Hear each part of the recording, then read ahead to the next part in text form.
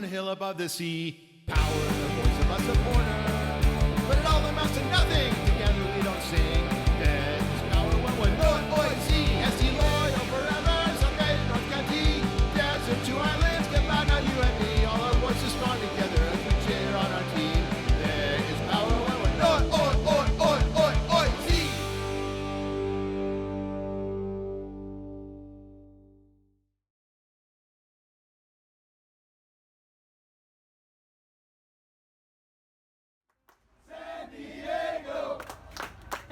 San Diego, San Diego, San Diego, San Diego.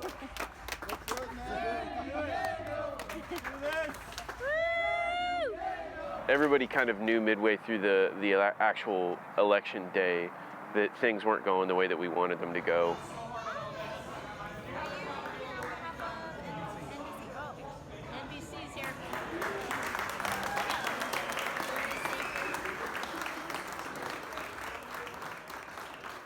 So essentially, a lot of us just used the party that was thrown by the campaign office as just an excuse to have everybody get together and kind of celebrate the amount of work and the community that was built around that idea that we needed a club and that we had a possibility to get a club. And I was talking to Daryl, and Ricardo kind of came over to us, and we were talking to him, and we're like, man, this sucks. And he kind of looked at us and he said, whatever happens tonight, whatever happens with this election, if it goes well, great. If it doesn't, I'm going to find a way to bring a team here. Stay tuned. Like, we'll be in contact. I'm going to make this happen here, I promise.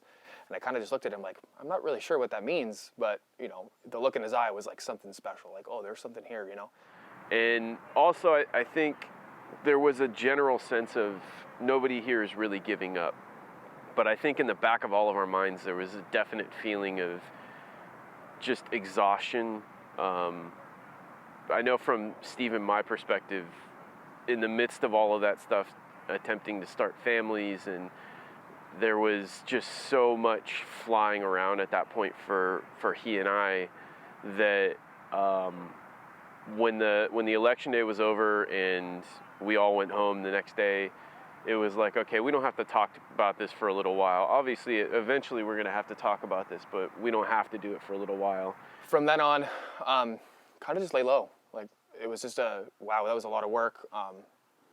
Take a chill, relax. And then I wasn't that long after, I want to say it was like a week or two afterwards, that we had you film that video where we were at Mason Ale Works and we kind of addressed the community at large, and let them know that just because the political effort was over, that the effort towards bringing a team there wasn't. Through this process, like I said earlier, we don't want this to end. So I think it was about 2 weeks after we filmed the video that Ricardo reached out to Steve and I, and he said, hey, I have somebody who is interested in bringing a USL team here, and it's pretty advanced as far as the talks about this have gone.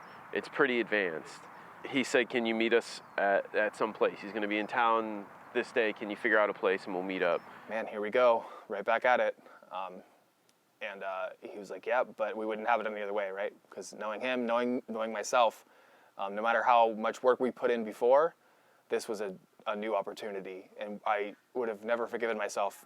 And I know myself too well to have said, I'm burned out, no thanks. That's not who I am. That's not who Daryl is, right? We wanted to bring this to San Diego. We wanted to do what we could as supporters to bring soccer here in our own way. So Steve and I picked out a place, and Ricardo finally gave us the name Warren Smith. In actuality, I don't think Ricardo gave us the name. I think DK leaked it on Twitter ahead of time, and then I went and did a bunch of Googling and tried to figure out as much as I could about Warren ahead of time, just so that it doesn't make a conversation awkward, or seem that we're being confrontational about the fact that we had just been dragged through a bunch of political muck over the last 2 years, and we weren't really interested in hearing somebody's lip service about bringing a team here, because we've had those hopes pumped up and deflated multiple times over the preceding 2 years.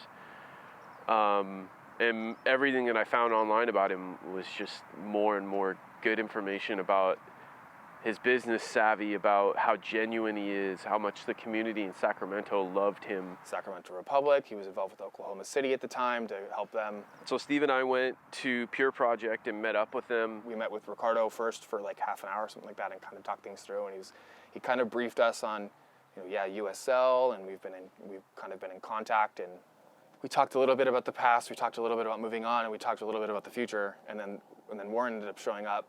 Daryl and I were really skeptical at first.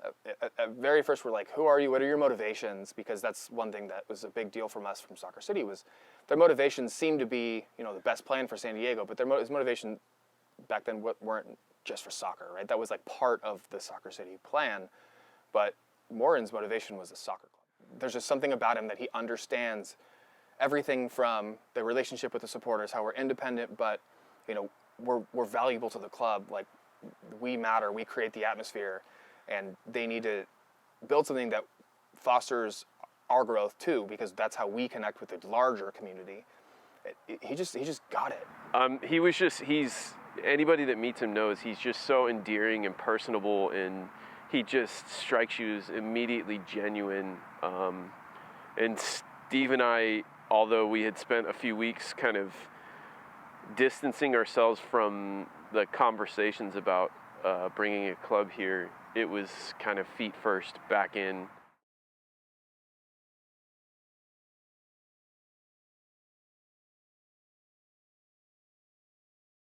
Between the first meeting in December and that April meeting at USD, we had met up a couple more times, just Daryl, me, Ricardo, and Warren, and just talked about what San Diego's about, what we value, what the supporters are like here, what the community's like, what the culture's like. Warren had said from the very beginning that the team was going to belong to the community, and the supporters groups were paramount importance to the buildup of the club and the identifying factor for the club to connect with the community. Ricardo had told us, you can start telling some people, but make sure that they're people that you trust and that you know well enough to know that they'll keep their mouth shut about it until we're ready to say anything.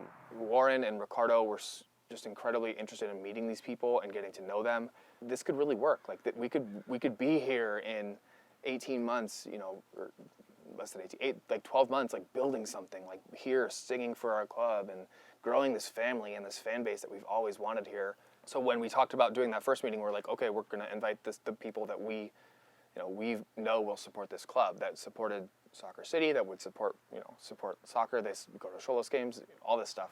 These are the people, for the most part, that they need this proven to them. They need somebody to be put in front of them that tells them straight up, this is not just a possibility. It's not if we do this, then we'll get a team. This is happening. I'm the person that's telling you it's happening because I'm the one making it happen, and I want your opinion about these things. And they courageously invited us all to come down and meet this guy, and we don't know him, so we're standing there in the concourse, and he's having the conversation with who he is a little bit, and what he stands for, and why he thinks this is important, and why it works. And some of us are sitting there, kind of rolling our eyes, because I've heard this before. And of course they're going to say what we want them to say, because they're a business and they want to make revenue and they want to make money off of my pocket. So, okay, I'll hear you. We picked a lot of people that are outwardly opinionated people, and that are not afraid to shake trees, to rattle people a little bit. And so we're making, for the second or third or maybe fourth time, some of us, very direct points about, listen, you need to be loyal to the crowd. If you can't just come in here like a carpetbagger into San Diego and tell us that you're going to be all about community and soccer and expect us all to jump on board. We are, if nothing, we are a gun-shy community at this point. All right? So talk is cheap. Show us what you're talking about. I feel like we had a good mix of that. I feel like we probably still could have mixed a little bit more, but yeah, we did have people like Tom Phillips that aren't afraid to go out there and just hurl his opinion around and apologize later if he offends somebody with it. And so we were, I wouldn't say antagonistic, but we were direct and semi-confrontational in the ideas that we were asking the same question in a different way to make the same point that if you do what you're saying you're going to do, then you will have 100% of our support. But if you slip, we're going to directly say that, and you're going to hear it from us. But, I mean, that was the reason why we brought a lot of those people. I mean, we even in the previous efforts that we'd had for teams, you didn't have somebody in charge sitting down with you regularly and just having a conversation, answering questions, somebody that's not going to take offense to the fact that you're asking questions and you're poking and you're prodding.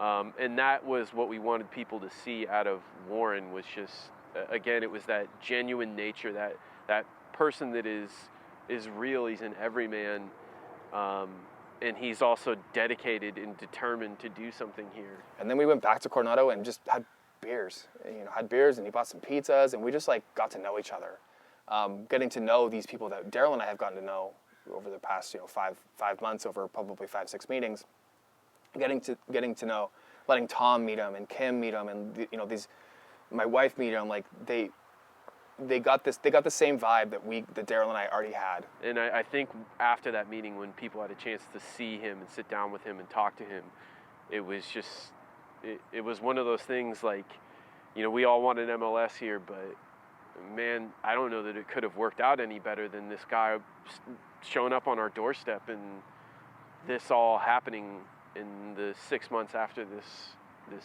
folly that was our election. That meeting for me was like the start of everything. That was like the catalyst for like, wow, like, now like 15 or 20 people really know that this club is coming.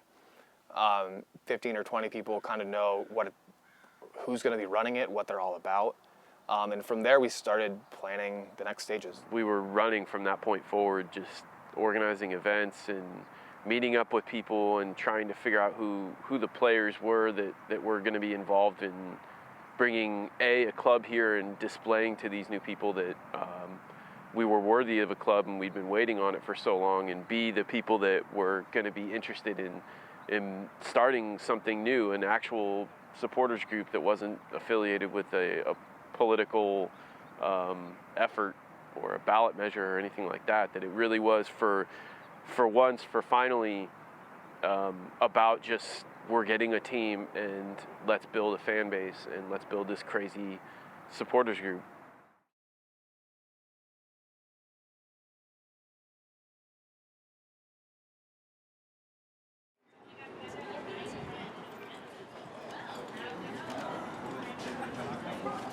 The Coronado Brewing meeting happened after the first few listening sessions that the team had done. So people had a chance to see that the team was legitimate, the organization was legitimate, it was there, that everything was happening. It was finally like an opportunity where we could stand in front of people and talk about this thing that is happening and not this thing that could happen. For us was, if this is an out-of-town person, how are they really going to understand what it means to be from San Diego and what the culture looks like down here, the type of people, the vibe, the pace of life. So we kind of went into that first meeting in Coronado just saying, we're going to give people real information about the team, real information about what the team sees as their relationship to their fan base and to supporters groups. We are going to start something. If you want to start something, we're happy to help you and give you any kind of information we can possibly get you, and get you in touch with the people at the club that you need to be in touch with, and really just start shaking hands and kissing babies with some of these people. We went around and just kind of forced people to stand up and